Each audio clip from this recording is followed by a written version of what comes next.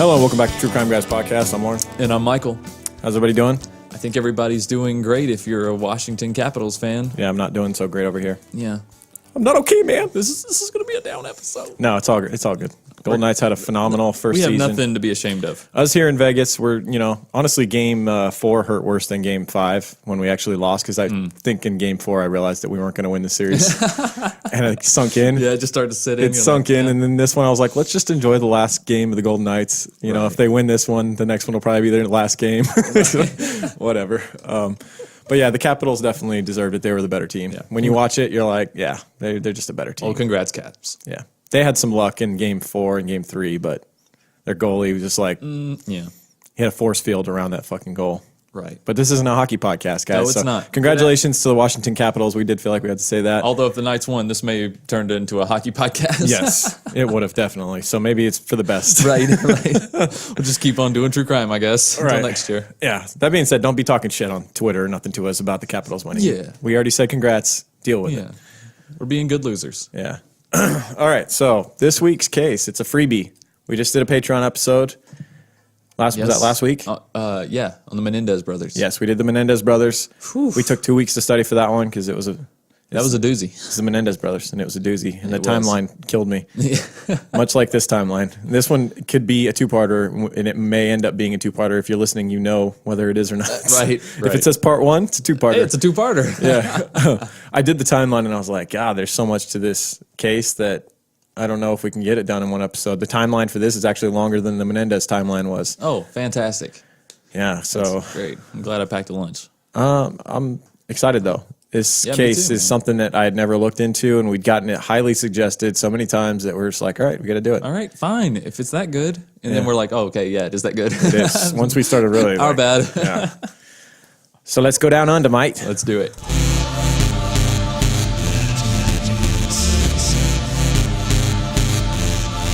Imagine with me for a second. You're a child with a wonderful family. A child full of promise. You showed independence and strong work ethic from a young age. Some might say a natural born leader. And leaders are meant to push boundaries, aren't they? So what if you liked weapons and violence? So what if you liked to dig holes? Experimenting with a few chemicals, that's harmless, right? Maybe hurting a few insects, maybe just hurting anything. It makes you feel invincible, right? But wait now, what if one day you realize there are others out there who push boundaries? And let's say in this scenario that you are the insect. You are at the mercy of this foe, and you are stripped powerless.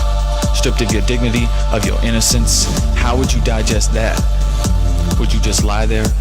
Would you wander into their lair again?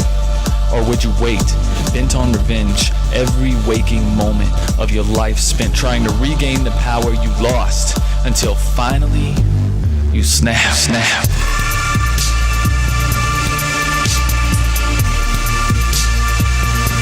You snap.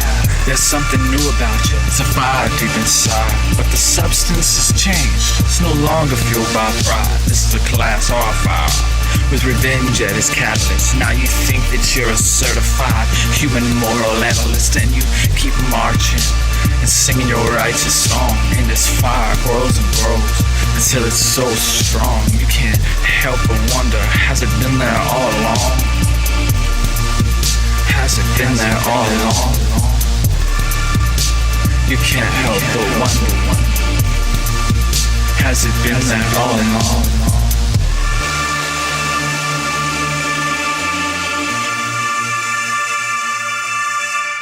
Oh, you still here, mate, huh? After that shitty intro. You're still around.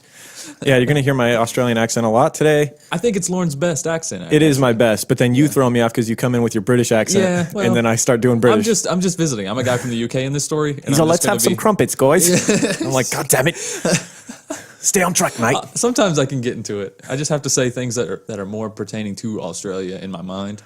And then I can get into that frame of mind. Australia seems... I got to be talking about shrimp on the barbie. Yeah. Kangaroos. See? It's getting better already. All right. Let's have some Vegemite, mate. There we go.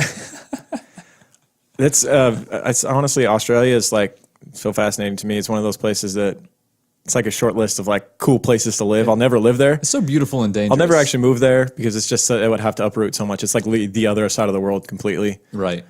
And it'd be a culture shock. Warm and Christmases. Stuff. But like it just seems like the people there are cool. Like they're all just like everybody's badass down there. You kind of have to be because there's like a million species of spiders that could kill you there, and like snakes, and just everything can kill you. Like anything crawling around or slithering around, you're dead. Oh yeah, yeah, pretty much. And then kangaroos, you see videos online of people punching them, and kangaroos kicking the shit out of people. Right. Or punching the shit out of people. Yeah, kangaroos. They can box too, man. They're one of my favorite animals now that I think They about will straight up, like there's YouTube videos of kangaroos in fights in like a cul-de-sac. They're in a full-on MMA fight. I saw a video of a kangaroo MMA fight in a cul-de-sac in front of someone's house. And the one got the other one in a fucking rear naked choke and choked it out and like sat it down nicely. And he's like, all right, bitch. So, just hopped away. tap a snap, bitch. The little baby pops out of the pouch, counts it off. Right. Oh my God, Steve Mazzagatti, fucking kangaroo, baby. Oh shit, yeah. So Australia just seems cool, and I like doing cases from down under, mate, because it's fun to do the accents. It's fun to talk about their wild lives down there, and this fits the wild lifestyle of Australia, man. It's just like it's a really crazy serial killer murder case with multiple killers involved. This is kind of one of those rare ones where you got multiple killers working together. We talk a lot about William Bond and Vernon Butts. There was a combination in this one, very similar. Oh, yeah. Quite the murderous cocktail in this one. It's kind of crazy they kept it going as long as they did with as many people that were in the know. You know what I mean? Well, like usually like a single serial killer will isolate themselves and like they'll have two lives where they only know their dark secrets. What's his name? Gary Ridgway or BTK. Like they're living two lives. No one knows their secret but them. Exactly. Everyone knew about this shit in this neighborhood they were living in. But it was justified in their minds because he was... It was groupthink. It was groupthink. It's like they all felt that they were doing a good service to their community by killing the people they were killing, which is something we'll go into. But let's talk about the sources we used. We watched actually a theatrical film called Snowtown, based on the shocking true story. It's called Snowtown Murders. You can actually watch it on YouTube, but it's great. It's actually really well done. Usually when you watch these theatrical versions of serial killers, they're pretty shitty. Usually it's over-dramatized too much, but this one's actually not. As shocking as this movie is, guys, it's pretty damn factual. It's a dark watch. Yeah. I mean, I watched it late at night and I was like, yeah, me too. I was like, this is rough. They don't shy away from some of the stuff. I'm like, well, going to bed after this one. This should be fun. Yeah. Yeah, I mean, even down to like they'll show like molestation, like they'll show... Like, there's nudity. There's people being strangled in bathtubs. Like there's animals being chopped up. Yeah. There's a kangaroo just getting straight chopped up with an axe, a dull axe, by the way. Yeah, it's not one clean hit. It's not like a nice cleaver. He's really hacking at that kangaroo. That scene is so if you don't like animal cruelty, I don't. This shit would not fly in America. Yeah, Snowtown. It's a film by Justin Kurzel. It won some awards. It won the President's Special Mention. It won the Adelaide Award for. I don't know. It won some festival in Adelaide, which that's where this kind of took place anyway. Right. But yeah, I recommend it. If you're going to listen to this, if you're into this case, then you hadn't seen this movie, I recommend watching it. If you can handle it, it's pretty dark. Right. And it's a little slow, but I like slow movies. I like developing characters because the people that played the main characters in this case, the acting was phenomenal. Were great. The person who played John Bunting's character was fucking great. Perfect. The person who played Jamie was great. Even Robert Wagner. Yeah. Not that he said a whole lot, but still. But that was who he was. Yeah. But anyways, we compared this movie to a book called Bodies in Barrels: The Snowtown Murders by Jack Smith. Got it on Audible and I listened to it twice, and really the second time I loved it a lot more. The first time you get into this case, it's a little overwhelming. The first time you get in, we almost had to call an Audible and do something else like last minute because I was like so overwhelmed by this case. There's so many characters in it. Right. Which is why it may end up being a 2-part episode just because there's so much to it. Right. And but we want to make sure hopefully we can convey it in a way that you guys will be able to follow along a little easier. The book, I recommend watching the movie and then reading the book. If you're going to do both, do it in that order because the book really helps to paint a picture of these people, put a name to the face. Right. What we did was we started reading the book. We got like halfway through, and then we watched the movie. What? That actually helped. It did. It helped because we're like, oh, that's that person. Okay. Yep. But it helps to put a face to it. So I read half the book, watched the movie, finished the book, and then read the book again. Yep, me too. Right before, as I was doing the timeline, I read the book again while I was doing the crime line, I should say. Right. You want to talk about the crime lines and how that's going to be, there's going to be a new process to this? Yes, we are taking on some help. Yes, we are hiring our first employee outside of the two of us.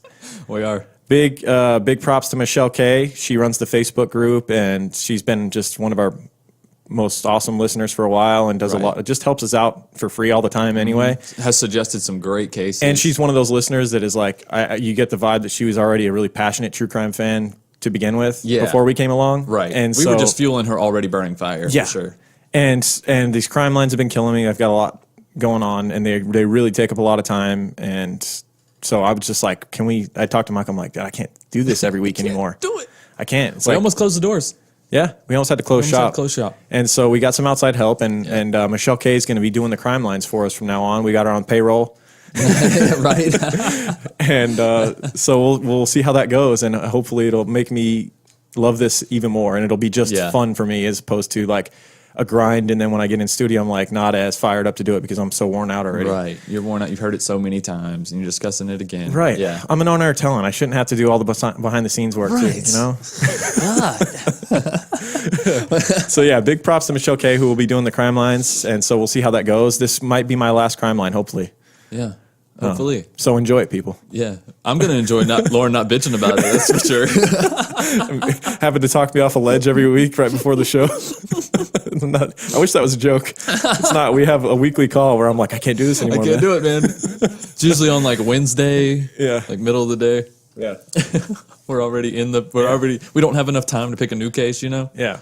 So let's get to the Snowtown letters, mate. Let's do it. Let's start with a caveat. Snowtown gets a bad rap. It's a small town. I don't know the exact location. It's somewhere in southern Australia, right? Right. A little bit north of Adelaide or something like that.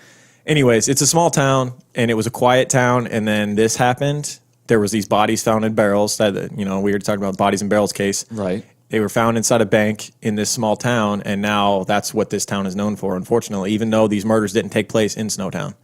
That sucks. Yeah, it sucks for them, big time. That sucks for Snowtown. Adelaide's I guess, woo, dodge a bullet. I guess it helped them for a while with their tourism. People wanted to go view the bank and all that, but then that died off, and now they just have the rap of they're the Snowtown murders. Well, maybe we'll spark up some more tourism. Yeah, maybe I would like to see this bank. Yeah. If it's still there. I mean, that was a long time ago. It was like 18 years ago or 19 years ago that they were found in there, but I'm sure it's still there. Probably. Yeah. Maybe it's back in action. Maybe that vault's got a bunch of money in it now. Oh, yeah. We need to check out the vault, too. Right. All right, so let's talk about the main catalyst to this story, a guy by the name of John Bunting. The Jim Jones of this episode, if you will. I guess, the Jim Jones, or insert serial killer / cult leader. Yeah. He's kind of a mix. He led his own cult in a way. Yeah, he did. Guy by the name of John Bunting. He was born September 4th, 1966. He shares a birthday with Damon Wayans and Beyonce. Oh, he is not worthy. Two greats. Great comedian and Queen Bee herself. Right. Not a chance, John Bunting. Right. I don't know, mate. I think I stack up pretty well. Put a ring on it, right? Put a ring on it, something like that. I don't know. He was born in Brisbane, Australia. He was born with no sense of smell, which came into play later on. Wait, I thought it was just diminished. No, I heard it was no sense of smell. No sense? That's why his stomach was so strong. Yeah, and like he's always got these stinky barrels around him. He's like, I don't see what the problem is, mate. I don't smell nothing. Yeah, I don't smell anything, mate. It smells like spring flowers in here, I think you're just being dramatic, mate. Dude, if I had to give up a sense, though, it'd be smell. I feel like... Absolutely. Yeah. I've got to be able to see. I've got to be able to hear. You got to be able to hear music and watch movies and actually be able to hear them. If you don't have hearing or sight, I'm sorry, people. But it sucks that scent is like the strongest thing. If you don't have hearing, you can't hear this anyways. Well, yeah. Didn't we talk about doing like our podcast in Braille and stuff? Maybe not Braille, but we were going to do it for the what was it we were going to do? We were going to put them in transcripts, right? Right. Yeah. For people that couldn't hear. Exactly. I think there is actually websites, which is freaking awesome. If someone transcribes this, let us know. Yeah. And if you want to, let us know, and we'll do anything we can to help you so that, people that are hearing impaired can still enjoy our podcast. Right. That'd be pretty cool.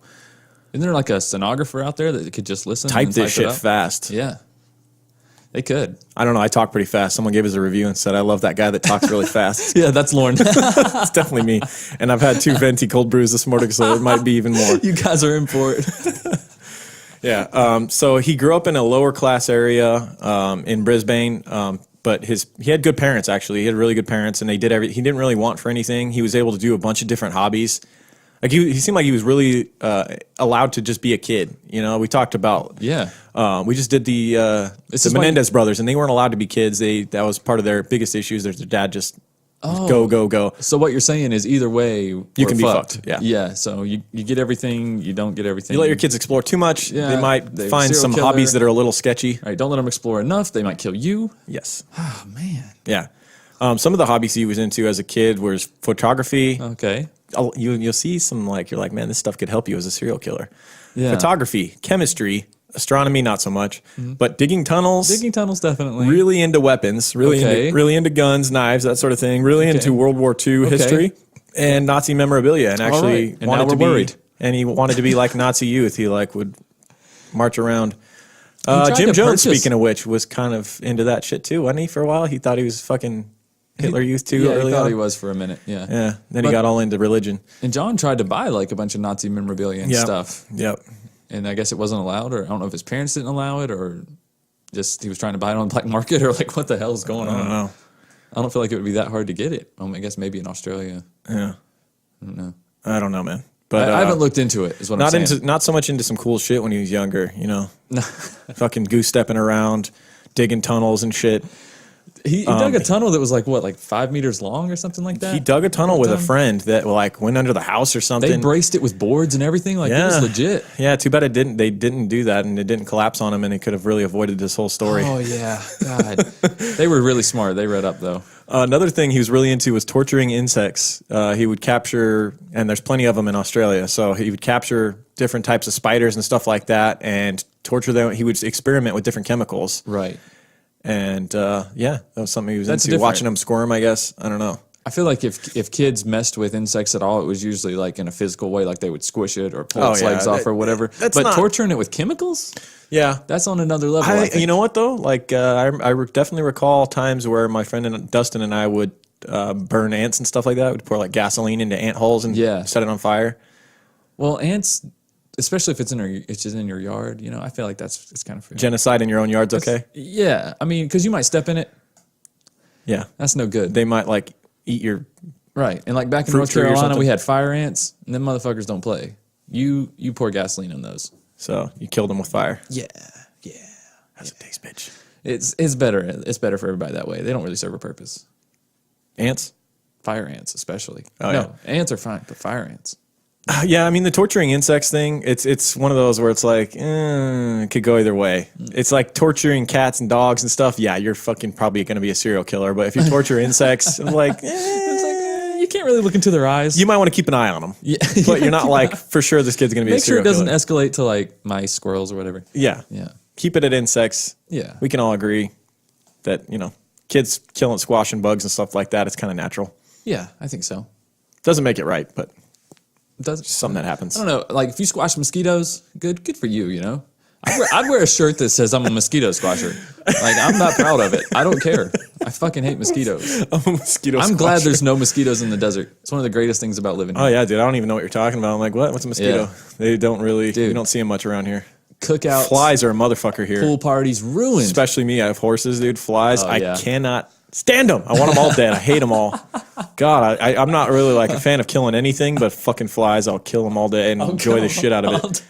At night, I'll catch them on my patio. I'll set up little shit traps just so they'll land on it. Well, no, dude, I have a light on my patio, and at night they'll all line up across the roof of the patio, and they'll sleep up there. Yeah. And it's just easy pickings, and just kill them all. That's what they get. Like the Metallica album, kill them all. Yeah. All right, so he's torturing insects with chemicals. He's digging ditches. Right. He's doing photography, chemistry. Didn't really find his calling in life. More digging holes and torturing things is something that he would use later on, more so than the astronomy and chemistry. Right. At 8 years old, he was hanging out at a friend's house, and this is something that kind of molded him into the hate-filled person that he became. When he was 8, he was hanging out at a friend's house when an older brother came home and beat and raped both of them. The brother only stopped. So John and his friend? John and his friend. Okay. The older brother of the friend held him down, beat him, and raped both of them. And the brother only stopped when his father came home, and he actually jumped on his motorcycle and took off from the house when his father came home and actually died on the motorcycle. He was going so fast, he wrecked and died. Oh, wow. And so no justice except for, I guess, just karmic justice. Yeah, I don't immediately. know. Maybe that is justice. Yeah, I mean, because when you hear about some of the stuff like that, how pedophiles and rapists were treated, like that was a big issue with John, is that a lot of times they would get out on bail right away. We saw it later on in this story. It's like maybe it was the and move back to the neighborhood. Justice. Yeah, at this time in Australia, it's like I don't know if it was just. I think it's just the area. The area they were in impoverished areas, right? And it was just so common that it is. I don't know. I mean, it's not like they didn't ultimately get punished, but to let them out on bail and then let them like live right next to where they just did the crime.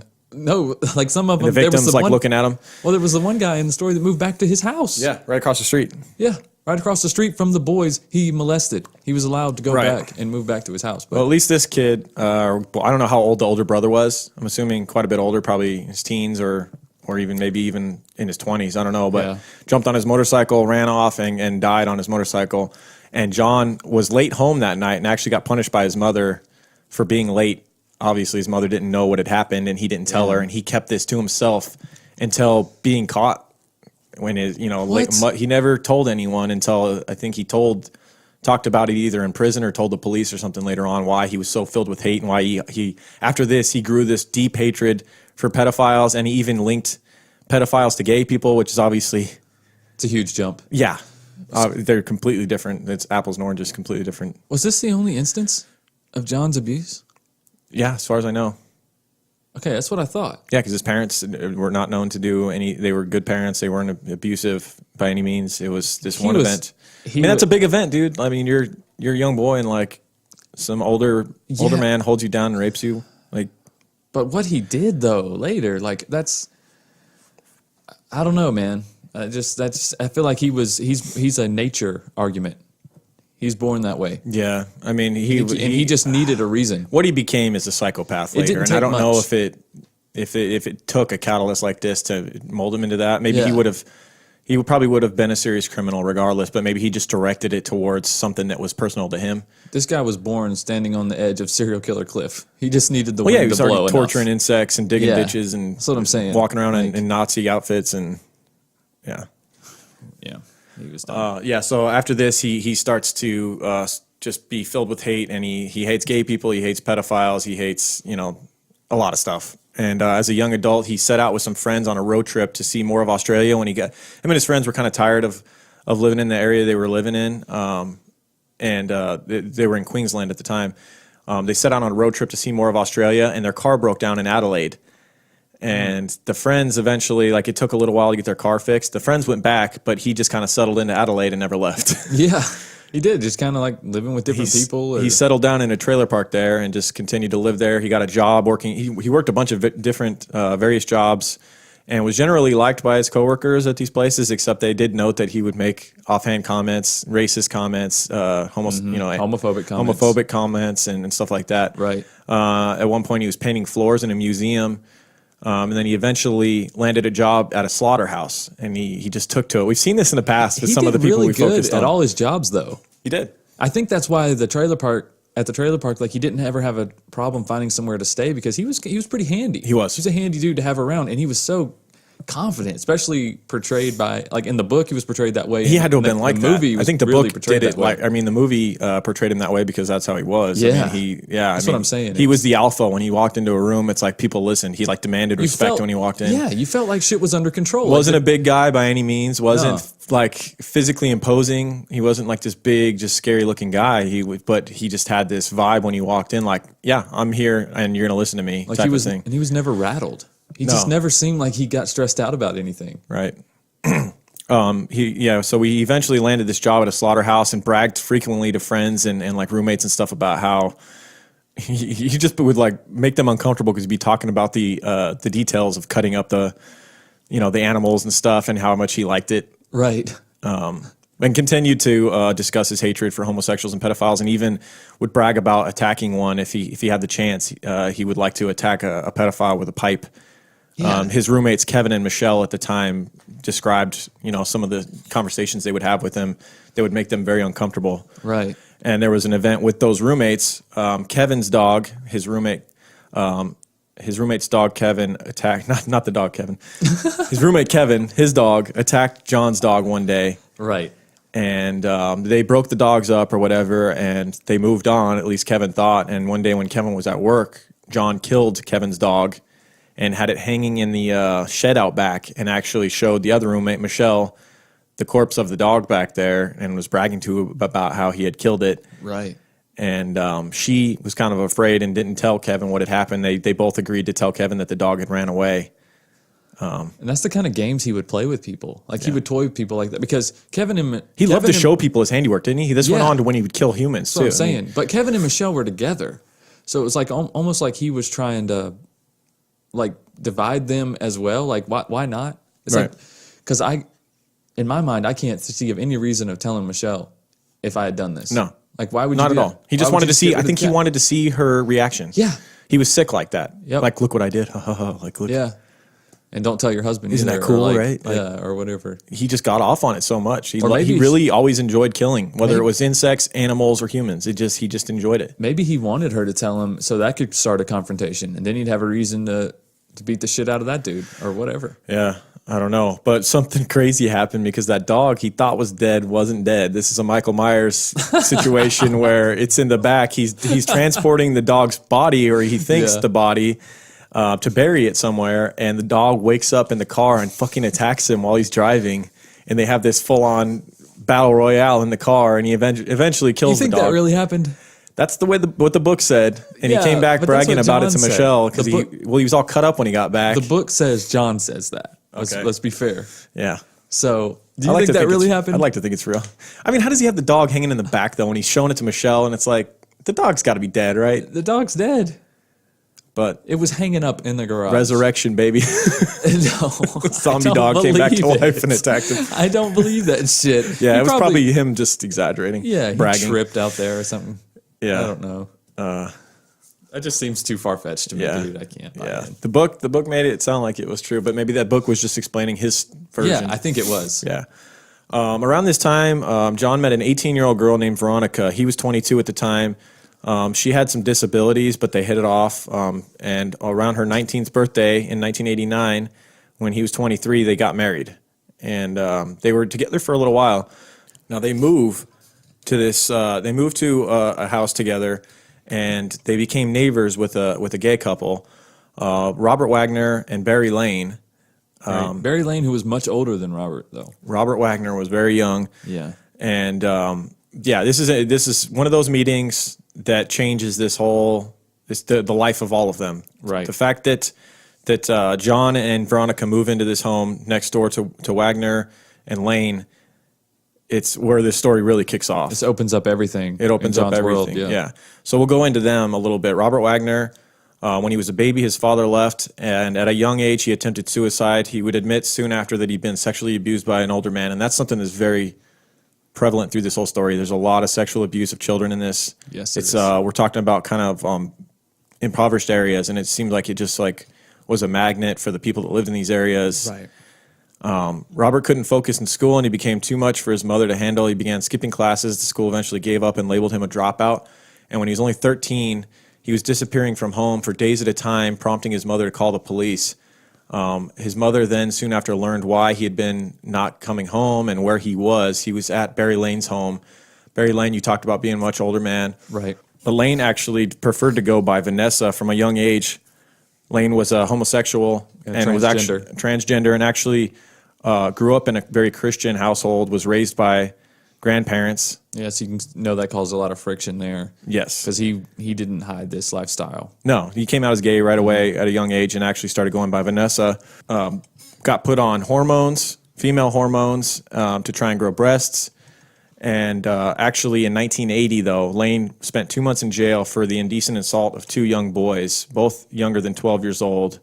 I don't know how old Lane was at the time, but old enough that it was obviously sexual assault, and was determined to be a pedophile because Lane was old enough, way too old to be doing anything with 12-year-olds. Exactly. Not long after that, Lane began Receiving disability checks, receiving right? disability checks after a back injury at a job, and that's where Lane was at the time that in 1985, Lane had been slowly befriending Robert, giving him gifts. We He's talked 30 years old at this time. 30 years old, and Robert Wagner was 13 when he met him. When Lane was 30, and then 1 year later, after Lane had been Bringing him slowly gifts kind of luring him in and giving him gifts and stuff like you said, doing what pedophiles do.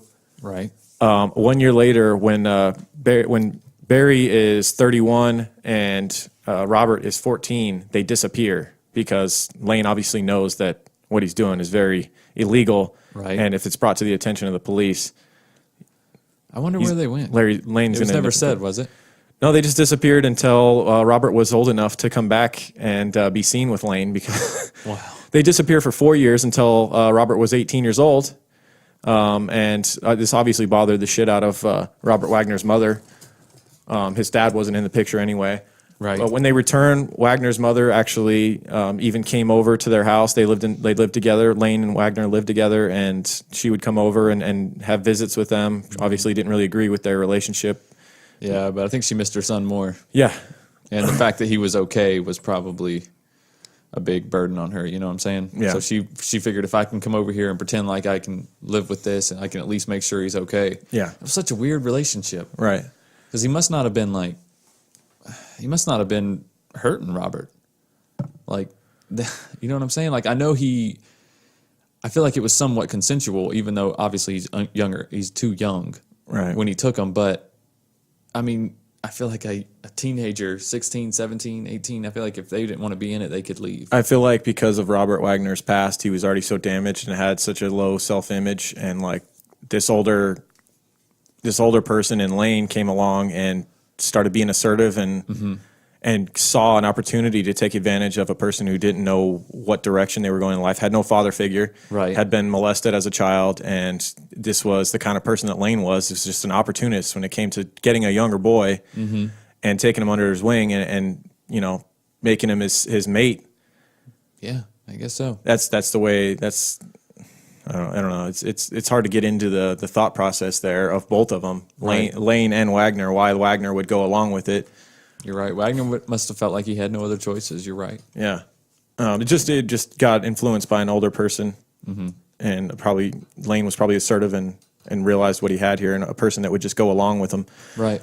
So they're living together, and this is around the time that Veronica and John Bunting move into the neighborhood and become neighbors with them, and Bunting becomes friends with them, which is kind of, if you've heard the things we've said about John Bunting so far, sounds strange that he would become friends with this gay couple. It does. But there was a reason for it. John saw an opportunity here. He was also an opportunist. Oh, yeah, absolutely. And he knew what Lane was up to, and he saw a bit of himself in Robert Wagner, a person who he, in his opinion, had been taken advantage of as a young boy. He never believed Robert to be gay. No, he didn't believe Robert Wagner was gay. He just thought that, like the things we just talked about, that he was under the influence of this older person in Lane, and he wanted to get in close with them and try and help Wagner. And also he saw an opportunity to use Lane to get some information on all of the gay people in the area and all of the pedophiles in the area, which he had a deep hatred for both. I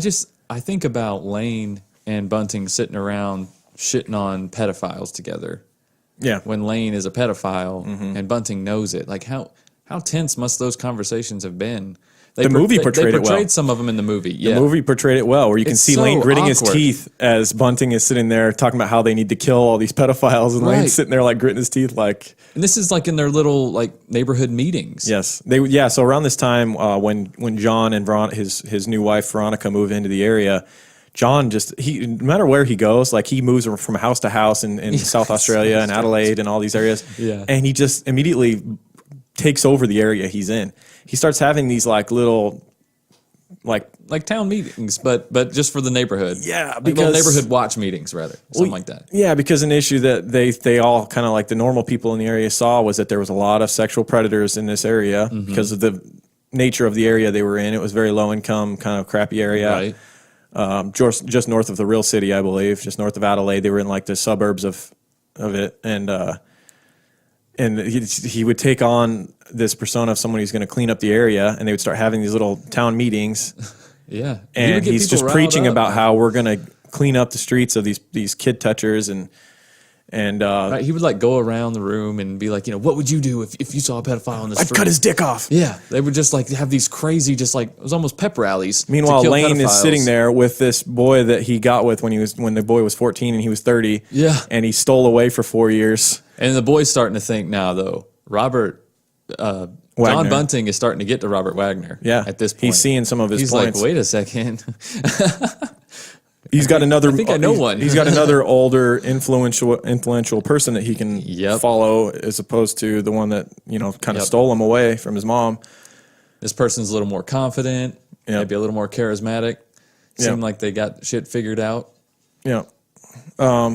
So John soon made another important friendship. He met Mark Hayden at a welding course, and we won't bring up Mark Hayden again for a while, but it is someone that reappears. But that it's important to note that he did meet this guy at a welding course, and they became acquaintances, and later on John would use him for something else as well. Right. But you won't hear Mark Hayden again for a while, but he definitely played a role in this case.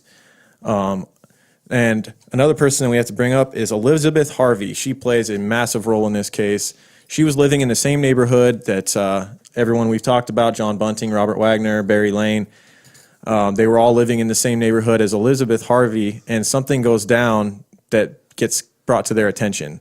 She's living in this home in that neighborhood with her boys. She's got anywhere from 3 to 5 boys that are living there at once. Yeah, she has half sons. She has stepsons. Yeah. They come and go when they need something from her. The movie portrays 3 boys living with her at the time that this stuff's going down, but then you also hear of the oldest son leaving and coming and going, and one of her stepsons, David Johnson, coming and going. She had a rough past. Elizabeth had a very rough past, much like a lot of people that lived in this part of town at this time. She had several failed relationships, several failed marriages. She had sons with several different men. She had moved the boys from house to house, school to school. Education wasn't up to par because of the fact that they were moving around, bouncing around. They weren't staying in any schools for very long. Right. She had frequently brought new men into their lives to kind of play father figure roles for temporary, and then they would leave again. Right. And now her mother was dying of cancer, so she was in a real rough spot in her life, and she needed someone to watch her boys while she could go tend to her mother. Yeah. Someone that stepped up to the plate was a neighbor by the name of Jeffrey Payne. He lived across the street. And upon talking to her and learning that she had this situation she was in where her mother was dying, she needed someone to watch her boys. He said, I can watch your boys for you. Oh, yeah, I'll watch your boys for you, mate. Let me bring over my Polaroid. All right. And you can kind of guess where this goes. Jeffrey Payne was a pedophile, and over almost the course of almost a year, while she was going to visit her mother, he was sexually abusing her boys. All 3 of them. All 3 of them. Taking Polaroids of them nude and doing, like, the movie actually portrayed, them being in their underwear and him taking Polaroids, telling them to turn around, all this stuff. It's real creepy. It's But you imagine he probably did stuff even worse than that. Oh, yeah. With no supervision in there, it's just him and them. Like, yeah, you can only imagine the things that went on. Because in like the next scene, he's like naked in the kitchen or whatever, and you're like, oh god. Yeah, and supposedly he showed Jamie pornography on like a daily basis. Yeah. When Jamie was young. And the kids, out of fear, didn't say anything for a long time. And finally, the truth came out.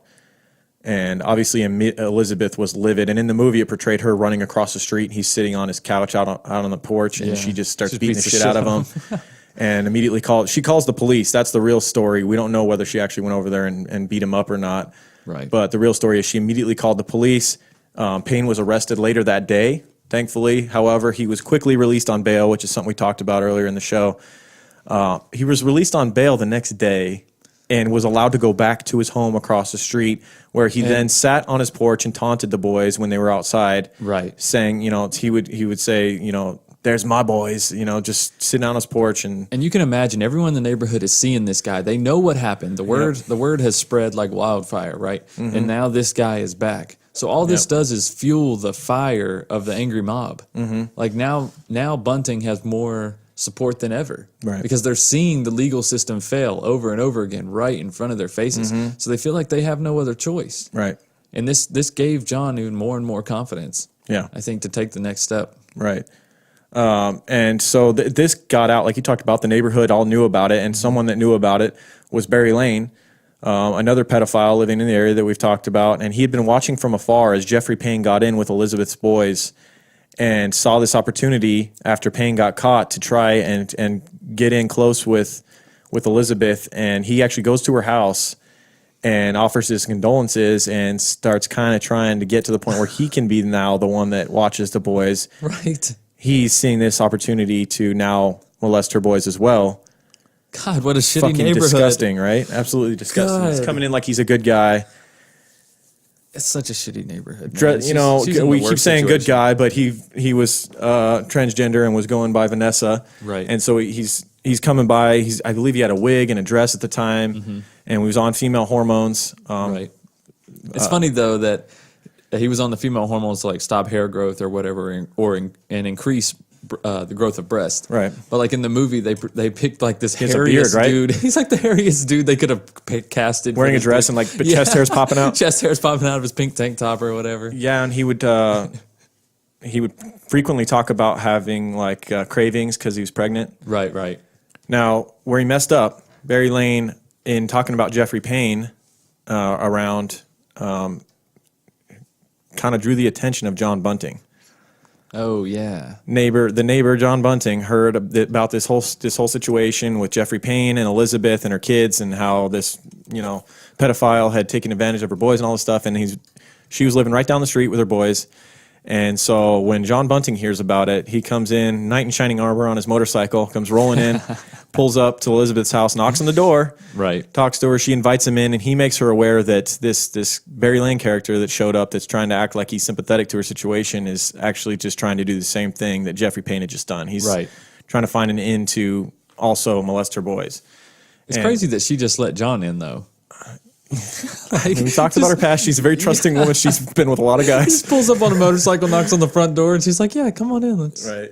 Well, she had some issues, man. Growing, like she had severe depression. She was on and off pills, and Elizabeth was struggling with a lot of stuff.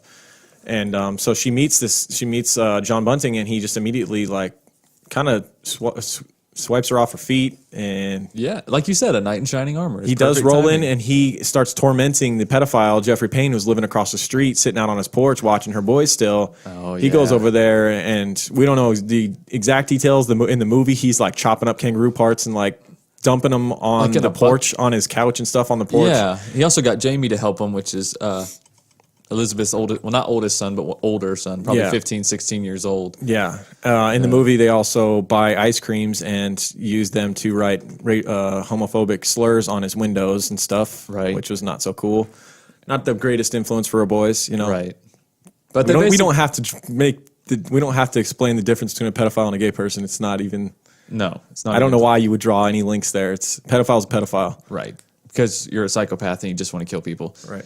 But yeah, they basically. That's true. The short of it is they tortured him until he finally left the neighborhood. Tormented him enough. Yeah, they didn't really physically torture him. Right. Although John would have loved to, and if he would have stayed around long enough, John would have definitely had him at the top of his torture list. That dude would be dead. Yeah, he's actually probably lucky that he went off to prison for 4 years, because that's what eventually happened. He got released on bail, and then eventually, once that was up, they convicted him of the sexual charges, and he spent 4 years in prison, just long enough to not become a victim list, or one of the victims on the list of John Bunting, because he would have been at the top. Oh my God. He would have been number one. He'd have been he's right there. Yeah.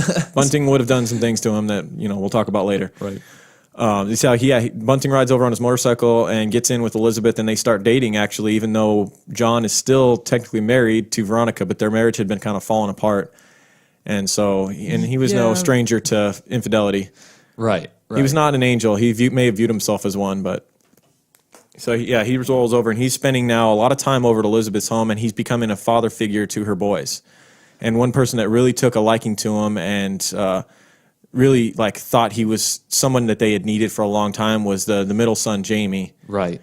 Really, really respected John Bunting right away for what he had done. I think, Jamie had a lot of trauma in his past, because not only was the neighbor, Jeffrey Payne, molesting him for a long time, along with his brothers, but his oldest brother, his older half-brother, Troy, had also been doing the same thing to him as well. Troy had been holding him down, and in the movie depicts a real uncomfortable scene where Troy holds down Jamie and rapes him. Yeah, the movie actually pretty much shows it. Jamie's got a lot of trauma, and he views this guy coming into his life as like his savior, kind of like the same thing his mother Elizabeth viewed him as. They needed this guy. Like we said, John made it seem like all the chaos was fine. Like he could handle everything. It seemed like every problem they came across, John had a plan for it already. Right. He wasn't worried or scared of anyone. Right.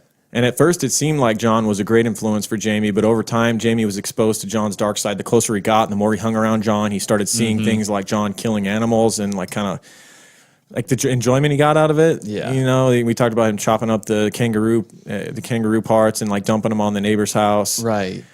He was known to rummage through people's rooms when they weren't around and go through their stuff.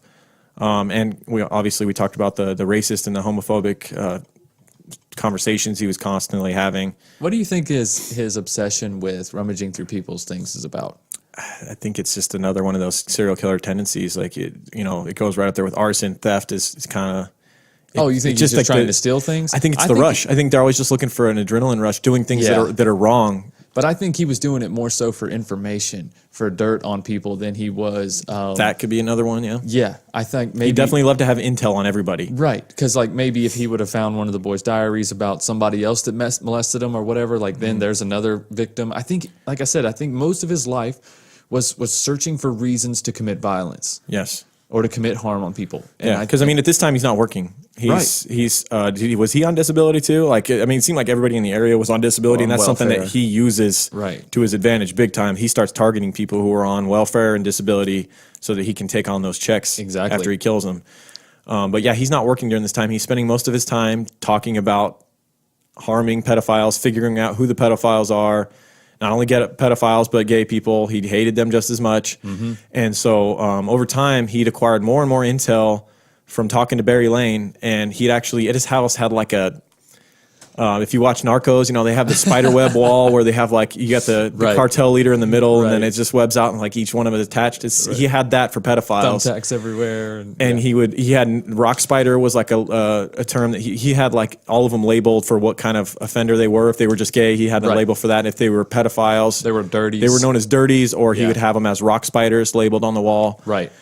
And so he had this big web that Jamie actually witnessed. Jamie stayed at his house one night and saw this wall that he had that was just psycho shit, literally. Like in the middle of this web was Barry Lane, like right in the middle. Like he's the one that's giving him all the intel. He's the starts with he's Barry. The nucleus of this cell. That's true. He's like the informant. And he has no idea. Like in Cartel or not Cartel. Was it the Narcos or like any of those shows where you have an informant who's on the inside? That's Barry Lane. Barry Lane just didn't realize it. He was the main line to all these people. He must have known. I think we talked about it before the show started. It's like Barry Lane knew he was in danger being around John Bunting after hearing all these conversations about what he's going to do to pedophiles and stuff. But he probably knew that as long as he was useful as long as he was useful to John Bunting, that John wouldn't kill him. Yep. That's exactly right. So John would spend the next 4 years with Elizabeth and the boys. They moved together from house to house in Adelaide. And it's around this time that we start to get into the murder spree of John Bunting. And Robert Wagner was his pretty much right-hand man. Right. And it begins in August of 1992 with the murder of Clinton Trezise. He was 22 years old. And I believe he was just a friend of Robert Wagner and Lane. And he was just hanging out, around with them. And immediately John didn't like him. I believe he was openly gay, and he kind of wore like tight pants, and John referred to him as Happy Pants. Come in here with your happy pants. Immediately did what John does and connected gay to pedophile for whatever reason. He viewed them as the same thing, and he made the jump. And accused him of being a pedophile, even though there was absolutely no evidence to support that Trezise was a pedophile. And so they're having this social gathering, and John Bunting comes up from behind and smashes Trezise over the head with a hammer and kills him right there in front of Wagner and Lane.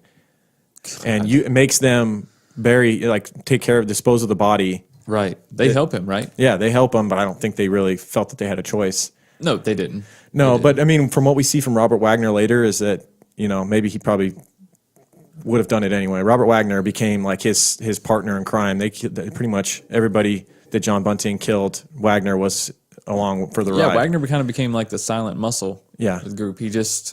I think he had hate in his heart once, which was put there by John, actually. Yeah. I think if John never comes along, I think he just keeps living with Barry Lane. Yeah. Yeah, I agree. Because, there was no sign of, like, abuse, right? Right. That we could tell. Yeah. So, I don't know. Trezise's murder would remain unsolved for some time, and in 1997, he was the subject on 2 episodes of Australian TV show Australia's Most Wanted. Bunting happened to be watching this show on TV with Jamie, and they're, the book depicts this moment where Jamie's watching this, and Bunting gets this smile on his face when he sees that the crime's still unsolved. The kid that he murdered, and he brags to Jamie about it. Yeah, he says, that's my handiwork. That's my handiwork. And he explains to Jamie that he murdered Trezise while living at Waterloo Corner Road in Salisbury, and that he disposed of Trezise's body with Wagner and Lane's assistance. Now, Lane was not a killer. He was a pedophile, but this traumatized him, what he had witnessed John doing, and what he had to take part in, what he felt like he had to, or else, John would have easily killed him too. Barry was so shaken that he had played a part in this that he went to John's wife and told Veronica what they had done. She demanded answers from John, and John told her, and she must have felt just as afraid because she didn't tell anyone either. Well, she had her hints like throughout their life. Oh, I mean, he was constantly talking about killing pedophiles and gay people, and when he does it, she must not have. I mean, she knew how serious of a guy he was. She probably knew all the animals that he's killed, and she knew that he was definitely capable of doing this. Right. Ray Davies was an intellectually disabled man who lived in an RV behind a house of Susan Allen in Salisbury North. Davies was a former lover of Allen, so you had this woman, she'd gotten in this relationship with this disabled guy, Ray Davies, and after they had broken it off, he was still living behind her house. And he had an interesting past as well. He had a string of convictions for assault, theft, and indecency. He had been caught several times having sex with dogs. Yeah, wasn't he caught in the act, just boldly in the middle of the day in a front yard, like having sex with a dog? Yeah, he was raised in a real Christian household too, like by his aunt. Yeah, and she came home one day and saw him with the dog in the backyard, and she was like, "What is he doing?" Yeah, and you could imagine. And she realized what he was doing when she had the revelation. Yeah, he's not playing with the dog. No, not the right way. He had also become a target for murder by John Bunting after Suzanne Allen, the lady that was having him live behind her house, had told John Bunting that she had caught him molesting her grandsons during a Christmas time visit. Ugh. And so this guy actually was a pedophile. Now he's intellectually disabled at the same time. Right. And the kind of guy that has sex with dogs. So this guy's got some issues, some serious issues. Maybe he needs to be in a mental asylum or somewhere where he can get help. Right. Not living in his ex-girlfriend's backyard. Right. Close to a school. Upon John finding out about this, he was kidnapped by John, handcuffed, and shoved into a car trunk. He starts getting kind of a system right here, right? This is where, he's establishing his modus operandi. Yeah, there you go. Him and Wagner, his right-hand man, handcuffed Davies and shoved him into a car trunk. They were driven to Elizabeth's house, and this was a spot where they killed many of their victims, was in Elizabeth's bathroom. Yeah. It was hard for Elizabeth to not be an accessory in some. What's crazy is that she had these boys, right? And they were always there. And it's like, so was he doing this while they were home? In the movie, they portrayed these boys as very disconnected. Yeah. They were very in their own world. Yeah, like you put a movie on in front of them and they're not listening to anything else. Like these boys, they didn't seem very intelligent, but they seemed like they were traumatized all the time. Yeah, did they not? Yeah, well, they were. Yeah, it was kind of like, don't speak unless spoken to, don't engage. Chaos can be going on over here. Nothing good can come from getting involved in what's going on over there. Exactly. Just try and remain unnoticed over here. Yep, they kept their blinders on, and which is probably for the best. Probably for the best, because what John was using the bathroom for was something that they really didn't want to be a part of. No. He had him and Robert Wagner had taken Davies into Elizabeth's bathroom, where they beat him in the groin area with a metal pipe. Which is something he talked about for a long time. And what blew me away when I listened back to the book, I didn't catch this the first time, Elizabeth allegedly helped strangle Davies. So they brought in Elizabeth. Yeah. And she had a deep hatred for pedophiles for what had happened to her boys. Yes, she did. Wasn't she messed with as well? Well, no, her original husband, Jamie's husband, or Jamie's father, Velasquez, or whatever the last name was, he had molested the boys when that was part of why she wasn't with him anymore. Yeah. And so, I mean, her boys had been molested by, you got to talk about Jamie, his original father, his older brother, his older stepbrother, and then the neighbor across the street had all sexually abused him. Oh, damn, and you wonder why John Bunting comes in and he immediately latches onto the one man in his life that doesn't sexually abuse him, that actually wants to, Somebody who offers revenge as well, though. Yes, exactly. And so you can see why Elizabeth would have this hatred in her heart, and also Jamie. But Elizabeth takes part, allegedly, in strangling Davies with a rope in the bathtub. And Bunting and Wagner were later seen cleaning Davies' RV. They moved it to a house nearby Elizabeth, where it was painted and sold 2 months after Davies' murder. Bunting continued to claim Davies' welfare payments. It was something that it was kind of like he had a checklist, like pedophile. Are they also on disability? Because that makes me want to kill them even more. They're going to be above the other ones, the other pedophiles, if they've got a disability check. You're right. Yeah. Because this started like being his funding. He didn't have a job, so he's basically finding a way to get paid to kill pedophiles. So here we are again. Is it the abuse or is it the money for the second case in a row? I think the longer it went, he enjoyed killing, he enjoyed torturing, and it didn't so much matter. The longer it went on, it didn't so much matter who they were or what they had done.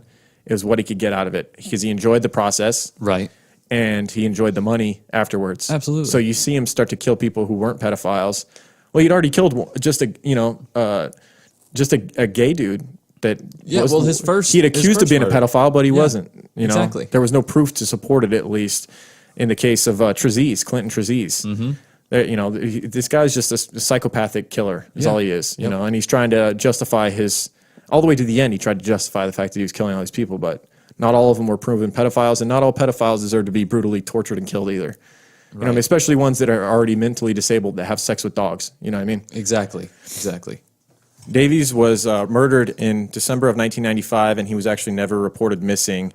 And part of that was because they killed the one person connected to him with their very next victim. Yeah, Susan Allen had to go. She's too big of a Susan Allen, the lady end. who had been in a relationship with Davies and had him living in her backyard, likely concerned about her drawing attention to the police through Ray Davies' disappearance and wanting her pension as well. She also had a monthly pension on disability. Right. Bunting and Wagner killed her in her home, allegedly. They never actually were convicted of this one because they found her body all chopped up and everything and buried at... He said that he had a bogus story about how he found her after she had a heart attack, and he just thought he would... He was at her house looking... Listen. Okay, so John Bunting's story is he went to... Go ahead. Let's just try and hear it out, his story for a second. Let's talk about him first. So John Bunting goes to Suzanne's house. Right. And he's walking around the house, and he knocks on the door, no one answers, so he's walking around looking through the windows naturally. Like a concerned neighbor. As he would do. Right. And he looks through the window and he sees her on the floor. Yeah, bathroom floor, naked. And his story was that she had died from an apparent heart attack. Yeah, just natural causes. And naturally what you do, rather than call authorities to have them come investigate and do an autopsy report and all that stuff and take her body away, you go in there, you take her body and you chop it up and you bury it. That's the right thing to do. Why are you going to leave it for somebody else to pick up? Why make it someone else's burden when you can just do it yourself? You're already chopping up bodies regularly. You're the first one. It's like when your dog shits on the carpet. You walk by. It's like, just pick it up. Yeah, don't make your wife do it. Don't act like you didn't smell it. Or your son or whoever. You're not John Bunting. You have smell. Yes. Maybe because he had no cell, he's like, I don't want to burden someone else who has to kind of smell this corpse. Yeah. I already have an advantage. It's going to be easier for me. I chop up bodies all the time. He should have just went into the disposal business. Yes. Dude, he would have dominated. Could have been one of those crime scene cleanup people. If he smelled like trash all day, he wouldn't even know. He likes chopping up stuff. He doesn't smell the stink. He would have been a perfect crime scene cleanup person. He could have made good out of this situation. Yeah. But he enjoyed the process of torturing and killing. That was the problem. Oh, yeah. God, that little thing. Yeah. So John Bunting and Robert Wagner, the real story is they went to her house and they were in fear that she was going to expose them for killing Ray Davies. They went into her home, they strangled her, chopped her up, buried her, and that was Bunting and Wagner's handiwork on that one. The remains of Susan Allen were found buried at Bunting's house in Salisbury North, wrapped in 11 different plastic bags. Doesn't sound like she had a heart attack to me. And they had continued to collect her pension, claiming a total of $17,000. But they still stuck to their story that she had had a heart attack. But that's it. You guys are going to have to wait for part 2. That's right. To get some more of this. We're right in the heart of the killing. It's about to get real crazy. It is. Unless you're on Patreon, you don't have to wait. Unless you're on Patreon, we're going to post part 2 right away because we're recording part 2 right after this. Right. But we thought we'd chunk it up since it's so much to take in. Let you guys kind of marinate with part 1. Right. Maybe read the book or watch the movie. Go watch the movie, read the book, and then come back for part 2. I like that. Which will be released for free next week. But if you're Patreon, you're getting it right away. Right. So you can binge them both if you want. Yeah, you could. Or you can go sign up for Patreon, $2 a month. Yeah. You'll get that. You'll get part 2 of this right away. And you'll Plus get like 12 other episodes, right? 13 other episodes. 13 other episodes. Lucky number 13. Okay. Plus some bonus recordings, some conversations with creepers. Mm-hmm. You'll be a part of the giveaway. We give away shit every month. Right. And you'll get to be in on all that shit. Absolutely. And speaking of Patreon, we're going to be giving away a year for free because of our good friend Michelle K. Yeah, be on the lookout for an Instagram post about that. We're going to ask you to tag your biggest true crime fan friend, somebody that you know who is a huge fan of true crime. Maybe they listen to us, maybe they don't. Right. Tag them, and you'll be in the running to win a year of Patreon. So you get $24 sent to you. Wait, is that person going to be, or the person you tagged? No, the person who tagged the person gets the money. Okay. I feel like it would be a lot more selfless if we like had people just tagging other people that should get it. That's fine with me too. You decide, either you or the person. If you want, when we hit you up, if you want to give it away, if you're already a patron, Yeah. tag a friend, and if you're not, then you can tag your friend and then have your friend tag you. we don't know how this shit works. Yeah, Just tag somebody. Just trying to get our name out there. Yeah, Somebody's getting $24. It's the struggle. Okay, Right. Somebody's getting $24. Yeah. And they better use that shit for Patreon. They better not go buy a new fucking. not fucking half a tank of gas or some shit. Right. Damn, that's expensive gas, man. That's, dude. How much it take to fill your truck? Oh, half a up? tank. I thought Yeah. you said half a gallon. Oh, half a I'm an tank. idiot. Let's do some shout outs. All right. And then we're going to record part 2. Okay, cool. Let's You got do the some- reviews. iTunes reviews? Yeah, we got some new ones. Killer Pins, who just gave us some this killer pen pins. is incredible. We did a live video on Instagram. If you caught that, what's up? If not, check it out. I think you should be able to still watch it on Instagram for 24 hours, right? Yeah. Anyways, it'll probably be gone by the time you hear this. We got sent some amazing fucking true crime guys pens. It's got the creeper van with a bloody fingerprint over it, and it says "Keep creeping" in the serial killer cut up newspaper or magazine, like magazine lettering. Magazine lettering. It says, dude, it's got a fucking skull. It weighs like 1.5 pounds. This pen. It's a heavy duty pen. I'm in love with this pen. I'm not gonna lie. It's also good for self defense.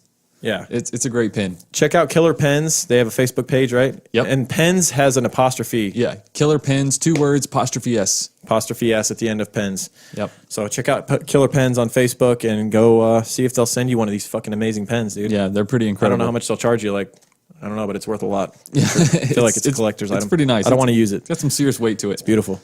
But anyways, other reviews. Nick and Bama, thank you. 5-star review. Ryan Corman, thank you. Harnosda, thank you. And Proud Mommy 07. We really appreciate it. Thanks to everybody who just clicks and rates. Yeah. That is also appreciated. We're almost at 600 ratings. Dude, so crazy. So that's awesome, guys. We really appreciate Definitely. that. Even on Stitcher, if you can review on there, we read those every now and then. We don't get as many on Stitcher, but we go check every now and then. Right. Or whatever app you're using. If there's a way to rate us and review us, go ahead and do it. If you don't feel like writing a review, just go click 5 stars. That helps as well. Or just tell somebody. That Or helps just tell too. somebody. Let me give a shout out to the sticker donors. We've gotten 5 since the last episode, the free episode we did. So I want to thank David T. from Georgia. I want to thank From Killer Pens, David Troy. Smoky Mountain Coils in Tennessee. Hell yeah. I want to thank, Michelle K. Oh, this is the Patreon donation. Yeah. I want to thank Jennifer T. in Woodstock, Illinois. Right. And we got an Australian mate, Oh, Deanna Mulvaney. Deanna Mulvaney. nailed it. Keep creeping, mate. Right. Down under. Is that it? And if you want to donate yourself, you can go to truecrimeguys.com, click the stickers link at the top of the page, donate whatever you want, and send us an email and tell Lauren what stickers you want. We still got Cult Shit stickers. Yeah, we see you Creeper guys Band ordering stickers off of Redbubble. We don't recommend that. It's gonna you'll get a much better deal if you go to truecrimeguys.com, Yeah. click on stickers and donate to our PayPal. I Unless will you send just want certain stickers, though. I guess, but I think we have the same ones, don't we? No, there's designs on Redbubble that you can't okay. get. Because you can get any of our designs as a sticker on Redbubble. Okay. But we only have certain ones on hand. Gotcha. Also, Dearna in Australia, her mom, she listens with her mom, Janine. So what's up to Janine? That's cool. As well. So yeah, thanks guys for donating for stickers, and like we told you how to do it if you want to do that as well. Right. So now is a great time to talk about our sponsors. Oh my Gaia! Oh my God, guys! If you haven't tried Oh My Gaia yet, what are you doing? Dude, you know what? Everybody know the word's out. If you go to Twitter, there's like a whole do hashtag Oh My Gaia or something like that. Just search at Oh my God! Oh my God has just look at all its the great own reviews. PR team on Twitter. So many people have tried it now that they're so vehemently in love with. They're just going to vehemently defend anybody if people tweet us like, "Hey, is Oh my God? Is it really like legit? Does it smell good?" We wear it every day. And then the Twitter army will kick in and be like, "Oh my God, it's the greatest thing ever." There'll be like 19 responses from different people who have tried it. And like, this is the greatest shit ever. We don't even have to say anything. We don't have to say anything. Wendy at Oh my God, she doesn't even have to sell her own product anymore. That's how you know it sells itself. It's awesome. It's great deodorant. It's paraben free. It's aluminum free. Right. It's basically an innovative all natural deodorant, fragrance, and beard oil company, and they specialize in paraben and aluminum free products. So their deodorants inhibit the growth of odor causing bacteria while maintaining effectiveness. It's all natural, and like we said, organic ingredients. There's Best part, tons of scents. We have our own scent, True Crime Pine. It's got our logo on it. It smells incredible. It's got our mugs on it. Yeah, it's still. And there's all kinds of scents, guys. Like if you go on ohmyguy.com and you don't see something that you like for whatever reason, like I don't know why you wouldn't, but contact Wendy. She's really cool. Sometimes she does like limited scents. She'll send you samples. She'll send you samples. You want to try a sample? She'll send you a little cup. She's awesome. It's like you're at Costco. And she's shipping it out right away. Yeah. Like she doesn't mess around. Yeah. She keeps us stocked up. I just got a new scent called Fireside. I love it. Wendy, I'm almost out. I need some. It's not. I want to try Fireside too. Fireside is awesome. I think you'll like it. Right. But among the scents, she's got vanilla, cherry almond, sandalwood, lavender, lemongrass, Egyptian musk, also one of my favorites. Coconut. A lot of people seem to like that. Oh, I didn't even know there was a coconut. Yeah, a lot of people seem to like coconut.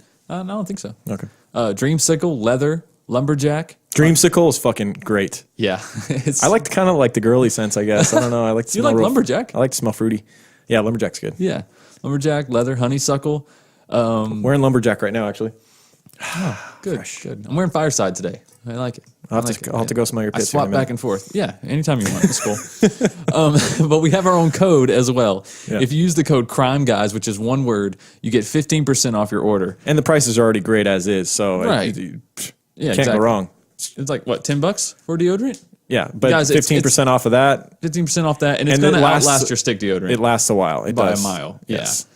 But you can find her at shop ohmygaia, shop_ohmygaia on Instagram, or ohmygaia.com, which is OHMYGAIA.com. Guys, definitely try it out. We're not talking about a product that we don't love. Like this is, we can't fake it. We're passionate about it. My whole family uses it. Yeah. Like it's awesome. Yeah. Yeah. So, all right, guys. We'll see you for part 2. If you're a Patreon, we'll see you right after this. You can just click on part 2, man. Otherwise, we'll see you next week, continue guys. This conversation. Yeah. We'll jump into the murders down under of John Bunting and Robert Wagner, mate. Good and some other people that helped kill too. Right. I mean, they were kind of along for the ride, but yeah, whatever. They were on the old safari as well. Yeah, John Bunting, my mate, man. All right, keep creeping, guys. That's a piece of shit, mate. Keep creeping. Keep creeping. I don't know how to end it. All right. True crime guys, in the desert we like a mirage. It's okay if you clicked on us cause you thought we was True Crime Garage. Now we ain't mad at you, sit down, let us talk at you. I'm talking to the creeper army, we out here making murder, get murder. True crime guys, in the desert we like a mirage. It's okay if you clicked on us cause you thought we was True Crime Garage. Now we ain't mad at you, sit down, let us talk at you. I'm talking to the creeper army, we out here making murder charming.